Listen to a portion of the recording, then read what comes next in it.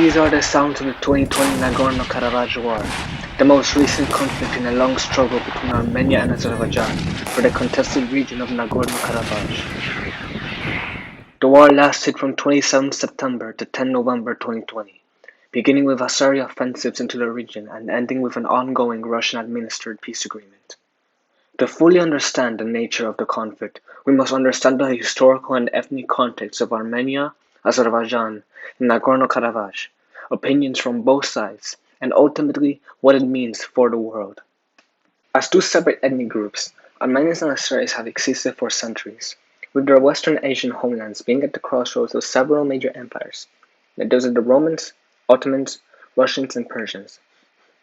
At the end of World War I, the Ottoman Turks genocided the Armenian population in Anatolia, leaving only the Armenians of the Caucasus, which were quickly conquered by the Soviet Union and organized into the Armenian Soviet Socialist Republic. The neighboring Azeris, which were now also under Soviet rule as the Azerbaijan Soviet Socialist Republic, intended to stop the Armenian SSR from incorporating the region in Nagorno-Karabakh.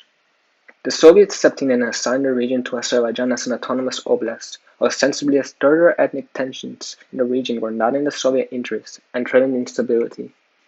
In 1991, the Soviet Union collapsed, leaving Armenia and Azerbaijan as independent states.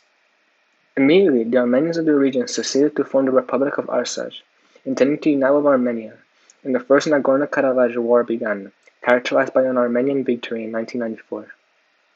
This rendered the Armenians now in control of not only Nagorno-Karabakh, but surrounding majority Azeri areas as well. The years afterward were marked by low-intensity, sporadic fighting with a notable exception in April 2016 during a 4-day escalation.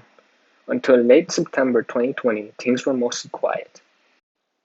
The outbreak of the war certainly intensified the already deep rift between the two countries. I was able to talk to several men, an Azeri, an Armenian, and a Turk, who all self-identified as nationalists. And Azerbaijan is completely on the just. It's like retaking its international recognized territories. There's nothing wrong with that. Armenia has ruled it for centuries. I mean, no, they're brain dead. They should go read a book. They're brainwashed. Both men, however, agreed that the conflict was inevitable. I think that this war was inevitable. I mean, the war, it was inevitable. It was gonna happen. But nonetheless, I found that was basically about the only thing that they agreed on. They also interpreted the historical record of Nagorno-Karabakh in different ways to support their claims, and indeed the ethnic history of the area is disputed. The Azeri, for example, asserted his belief that his people had always been dominant in the region. Like Armenians, we have lived in this region for thousands of years and centuries. There's much proof I can bring to you showing we were majority here starting from the 17th century to going on to the 21st century that we still, despite being deported, mass programs against us and all that, we were still stayed as majority.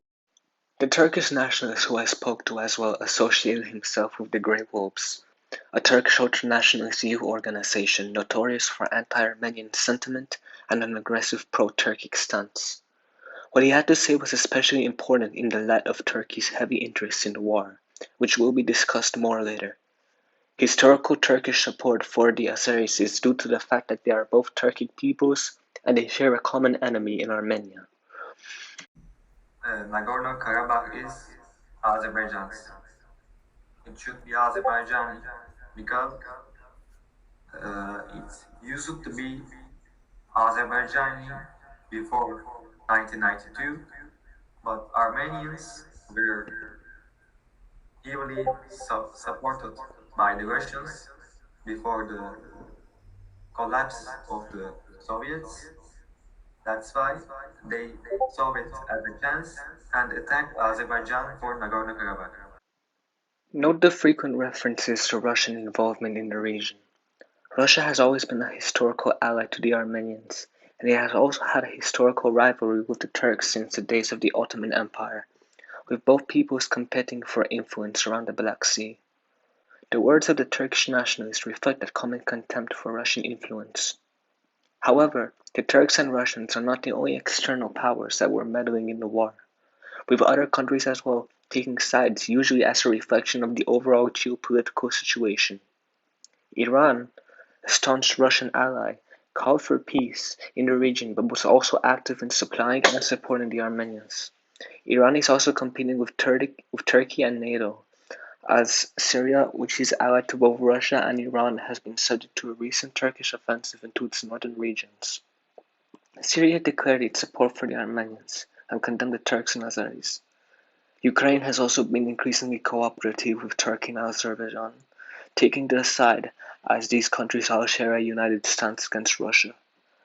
Therefore, we can see the conflict had also been affecting the rest of the world and playing into the greater geopolitical games with such regional powers as Iran, Russia, and Turkey. For now, thanks to the Russians, a fragile new peace has been enforced in the region since mid-November. Azeri majority lands occupied by Arsaj will be returned to Azerbaijan, and the Russians will establish secure corridors connecting Arsaj to Armenia and the Azeri exclave of Nakhchivan to the rest of Azerbaijan. The peace deal is still ongoing and seems to be more popular with the Azeris than the Armenians. Nonetheless, even with Russian presence, there is no sign that the tensions between the two nations are going away anytime soon.